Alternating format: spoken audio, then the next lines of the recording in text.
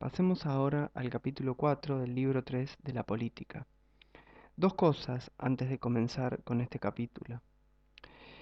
Lo que veíamos antes, el hecho de que el problema de la filosofía política clásica sea el régimen político, esto es, la idea de que la filosofía política clásica no parte del individuo, no parte del ciudadano, sino que parte del todo, parte de la ciudad y de la organización política de la ciudad, cosa que se expresa en el régimen político.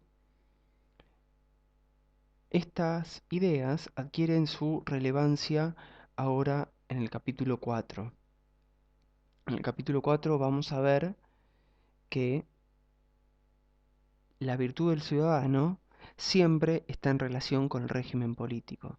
La virtud del ciudadano no es independiente, sino que siempre debe ser puesta en relación, varía en función del régimen político, y por eso Aristóteles no la va a considerar como una virtud perfecta. Lo segundo que hay que decir antes de comenzar este capítulo 4 es que este es un capítulo largo y de difícil lectura, donde el razonamiento de Aristóteles es un razonamiento sinuoso y donde él parece estar desarrollando una discusión que nunca confiesa. Es decir, ahora eso lo vamos a ver. Hay muchos pasajes en donde Aristóteles trabaja con un supuesto que no está confesado y eso dificulta la lectura. Bueno, ese supuesto que no está confesado es que este capítulo es una discusión con República de Platón, ¿sí? Todo el intento de encontrar la virtud del hombre de bien que Aristóteles conduce en este capítulo va a trabajar con un supuesto y en realidad va a estar discutiendo con la idea del hombre de bien que aparece en República de Platón. En este capítulo, Aristóteles se propone investigar si la virtud del hombre de bien y la del ciudadano son lo mismo. Él comienza con lo que llama un bosquejo y en realidad es un ejemplo. Empieza comparando al ciudadano con el marino.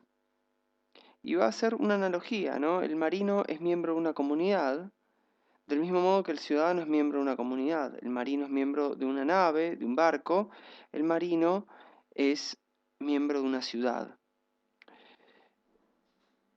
Él dice que los marinos son desiguales en cuanto a sus funciones, que hay uno que es remero, otro piloto, otro vigía.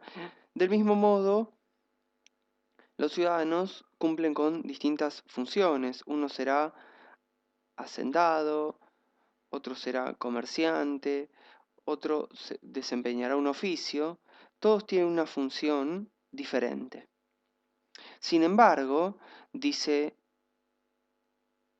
Aristóteles, todos los marinos, a pesar de la desigualdad de sus funciones, tienen un mismo objetivo, la seguridad de la nave, la seguridad de la navegación. Del mismo modo, los ciudadanos, a pesar de las diferentes tareas, de los diferentes oficios que cada uno de ellos puede desempeñar, tienen la misión de velar por la seguridad de la ciudad. Luego de esta comparación, Aristóteles empieza a desarrollar la argumentación central de este capítulo, diciendo que la virtud del ciudadano está forzosamente en relación con el régimen, es relativa al régimen. Y como hay varias formas de régimen, es obvio que la virtud del ciudadano no puede ser una virtud perfecta. A la inversa, la virtud del hombre de bien sí es una virtud perfecta porque no varía, porque no cambia. Ahora Aristóteles dice que se puede abordar el mismo tema planteando el problema desde el punto de vista del régimen mejor. Aquí es donde comienza la discusión con República de Platón, porque este régimen mejor se refiere al régimen de república. Por eso, a partir de aquí, Aristóteles comienza una discusión implícita que está confesada solo en esta oración con República de Platón. Y lo que va a decir es que es imposible que en una ciudad todos sean hombres buenos. Lo que sí podemos esperar es que todos sean buenos ciudadanos, pero es imposible que todos tengan la virtud del hombre de bien, ya que esto no ocurre ni siquiera en la ciudad perfecta. De lo dicho, queda claro que la virtud del hombre de bien no coincide con la virtud del ciudadano. Si bien, entonces, la virtud del hombre de bien y la virtud del ciudadano no pueden ser identificadas, ahora Aristóteles se pregunta si es posible que ambas coincidan en alguien, ¿sí? Si es posible que esa coincidencia se dé en alguna persona. Y comienza a hablar del buen gobernante. En el buen gobernante, la virtud del hombre de bien y la virtud del ciudadano coinciden porque te está pensando en el gobernante de República de Platón, que es al mismo tiempo buen gobernante, un gobernante prudente y sabio, acá habla de bueno y sensato, y es al mismo tiempo, obviamente, un buen ciudadano. Sin embargo, la respuesta que da República a este problema, esto es, la de identificar al buen hombre con el buen gobernante, es una respuesta que Aristóteles no lo satisface, porque esto excluiría la posibilidad de que haya algún ciudadano que al mismo tiempo sea buen hombre. Aquí él dice, si la virtud del buen gobernante y la del hombre de bien fuera la misma, o sea, coincidieran siempre, no sería absolutamente la misma la del ciudadano y la del hombre de bien. O sea, si el buen hombre siempre coincidiese con el buen gobernante, esto excluiría la posibilidad de que haya ciudadanos que al mismo tiempo sean hombres de bien. Ahora, la argumentación de Aristóteles procede para demostrar que es posible que haya hombres de bien entre los ciudadanos comunes. En primer lugar, él caracteriza la que sería la virtud del ciudadano. El ciudadano es aquel que es capaz de mandar y de obedecer. Esto está de acuerdo con la visión que Aristóteles tiene de la democracia y la idea democrática de que los puestos de gobierno, sobre todo las magistraturas, deben circular, deben rotar y deben ser limitadas en su tiempo de ejercicio. Entonces, es perfectamente posible que en una democracia a veces te toque mandar, ejercer algún cargo, ejercer una magistratura, y en otras, muchas, la mayoría de las oportunidades, te toque obedecer.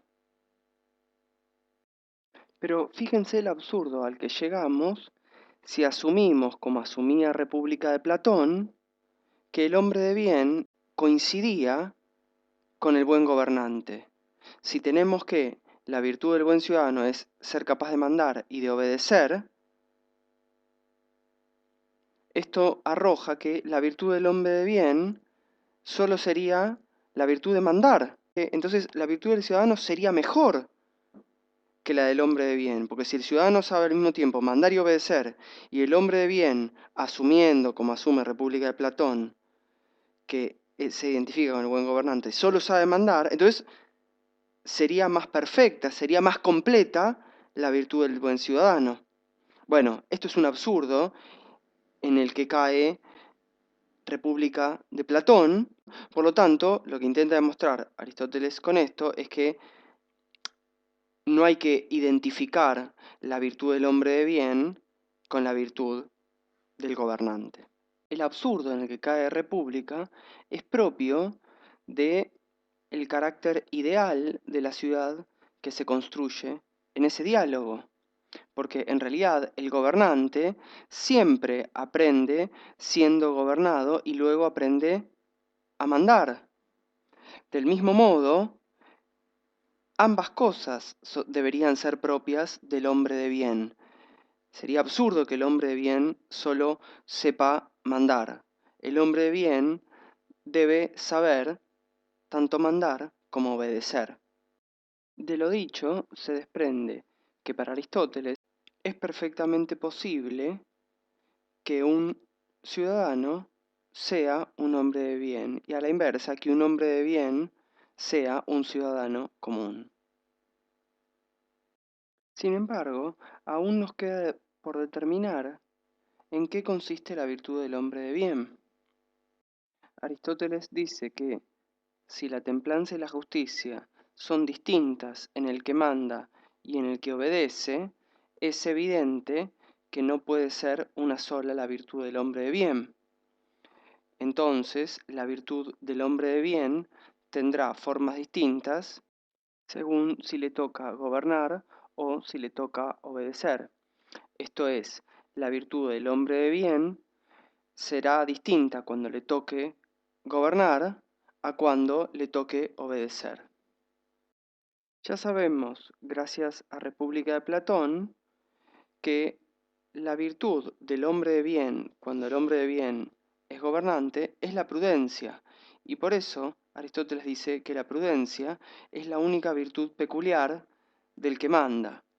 Esta es la virtud a la que antes Aristóteles se refirió como sensatez, esta es la virtud del hombre de bien cuando le toca mandar, y esto lo sabemos desde República de Platón. Aristóteles agrega que las demás son necesariamente comunes a gobernados y a gobernantes. Esto es, las demás virtudes son compartidas tanto por gobernados como por gobernantes. Ahí Aristóteles se está refiriendo a las 12 virtudes de las que él habla en su Ética a Nicómaco. Se refiere a las virtudes de la valentía, la templanza, la pasibilidad, la generosidad, la magnificencia, la magnanimidad, la amabilidad, la veracidad, la gracia, la indignación y la vergüenza. Pero, ¿y entonces cuál es la virtud del hombre de bien cuando el hombre de bien no es gobernante, sino que es un ciudadano común? Bueno, Aristóteles responde que en el gobernado no es virtud la prudencia, sino la opinión verdadera. La virtud del hombre de bien, cuando el hombre de bien es gobernado, es la opinión verdadera. Aristóteles concluye el capítulo 4 con este sugestivo agregado. Dice que el hombre de bien, cuando es gobernado, es como un fabricante de flautas y el gobernante es como el flautista que usa las flautas que fabrica este hombre de bien cuando es gobernado. Entonces, uno podría preguntarse, bueno, pero ¿por qué Aristóteles termina refiriendo la virtud del hombre de bien cuando el hombre de bien es gobernado a los gobernantes?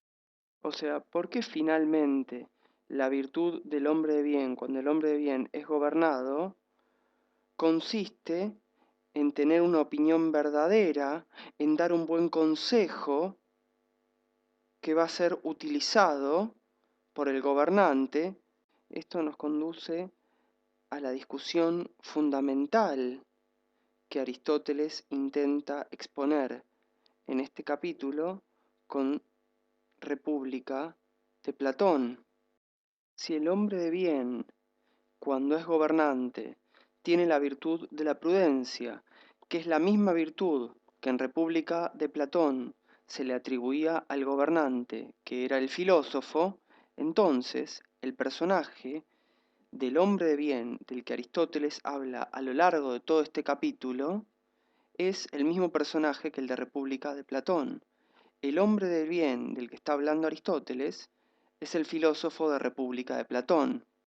La diferencia profunda que tiene Aristóteles con República es que mientras que en esa obra su maestro afirma que el filósofo tiene que hacerse cargo del gobierno, Aristóteles aquí nos dice que el filósofo no debe gobernar, debe dedicarse a aconsejar al gobernante, debe tratar de tener una opinión verdadera, una opinión justa, para que sea utilizada por el gobernante del mismo modo que el flautista utiliza las flautas fabricadas por el fabricante de flautas.